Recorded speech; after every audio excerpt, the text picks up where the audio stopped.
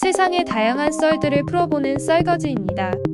옛날에 우리 어른들은 너 죽고 나 죽자라는 표현을 많이 쓰셨더랬죠. 이런 표현은 국제정치에서 실제로 개념화되었는데요. 영어로는 mad라는 약자로 표현됩니다. mad는 사전적 의미로 미친, 몸시 화난 상태를 의미합니다. 여기서는 그런 의미를 뜻하는 것이 아니라 상호합증 파괴라는 개념의 약자로서 쓰여집니다. 이 용어는 핵무기와 밀접한 관련이 있습니다. 특히 최근 북한이 핵실험을 계속하고 러시아가 우크라이나를 대상으로 핵무기 사용을 언급하는 가운데 그 의미가 다시 중요해지고 있습니다. 상호합증 파괴 개념이 처음 등장하게 된 것은 미국의 싱크탱크인 허드슨 연구소의 연구원인 도널드 브레넌이 처음 만들어내면서부터입니다. 상호합증 파괴란 종말에 가까운 파괴력을 가진 무기를 가진 두 세력 사이에서 일어날 수 있는 파멸적 시나리오입니다. 일반적으로 적대적인 두 세력 중 한쪽이 공격적으로 나설 경우 상대방으로서는 대응하지 않을 수 없는데요. 만약 두 세력이 보유한 무기가 세상을 끝장낼 수 있다면 양쪽은 행동에 신중을 기할 수밖에 없게 됩니다. 그들도 세상의 일부이니까요. 상호합증 파괴는 냉전 시기에 큰 주목을 받게 됩니다. 쿠바 미사일 사태 당시 미국과 소련은 실제로 핵전쟁이 일어날까 두려워했는데요. 당시 미국 국방장관을 지낸 로버트 맥나마라는 다음과 같이 이야기했다고 합니다. 아름다운 가을 밤이었다. 대통령 집무실을 나오며 생각했다. 어쩌면 다음 토요일은 못 볼 수도 있겠다고. 이 이야기는 핵무기에 대한 극한의 두려움을 보여줍니다. 아이러니하게도 핵무기에 대한 미국과 소련의 두려움은 두 국가 사이에 군사적 충돌을 방지하는 효과적인 메커니즘으로 작동했습니다. 그 결과 제한적 핵실험 금지 조약을 비롯하여 우발적 충돌을 방지하는 일련의 협정이 두 나라 사이에 체결되게 됩니다.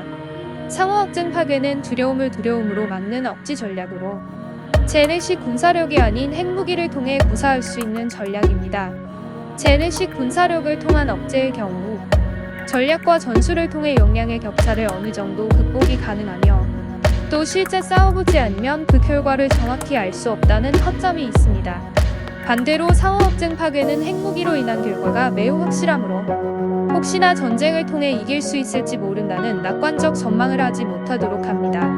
상호합증 파괴는 약소국이 강대국을 상대하기 위한 전략으로 활용되기도 합니다. 인도와 남아시아에서 대립하는 파키스탄은 군사적으로 인도의 열세에 있지만 1998년 핵실험에 성공하며 이를 극복하였습니다. 또 북한은 그간 핵무기 개발에 박차를 가했는데요.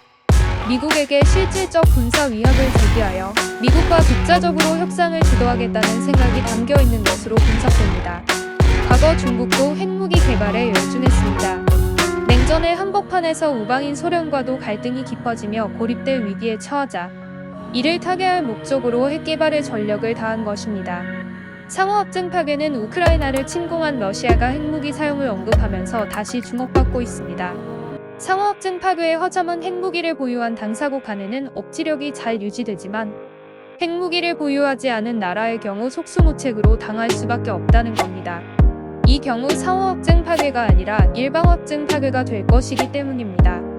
과거 우크라이나는 부다페스트 양해각서를 통해 미국과 러시아로부터 자신의 안보를 보장받는 대신 핵무기를 포기하였습니다. 이런 상황 속에서 러시아가 우크라이나를 상대로 핵무기를 사용한다면 미국은 딜레마에 빠지게 됩니다. 다른 나라의 안전을 위해 미국을 핵전쟁의 위협에 몰아넣을 수 있을까? 라는 질문이 대두되면서 미국이 정치적 혼란에 빠질 것은 자명한 일입니다. 이런 질문에는 정해진 답이 없습니다. 그리고 미국의 대응이 실제 핵전쟁으로 이어진다면 이것은 지구적 재앙이 됩니다. 우크라이나 침공 당시부터 러시아는 많은 국제정치학자들을 놀라게 했습니다. 러시아가 내린 일련의 결정들이 합리성의 전통에 근거한 기존의 이론들과는 맞지 않는 부분이 많았기 때문입니다. 이러한 상황을 고려할 때 러시아가 핵무기를 사용하지 않을 것이라는 희망을 가지는 것은 지나치게 순진하다고 볼 수 있겠습니다. 우크라이나에서의 핵무기 사용은 러시아에게는 쉬운 옵션이고 미국에게는 고민거리입니다.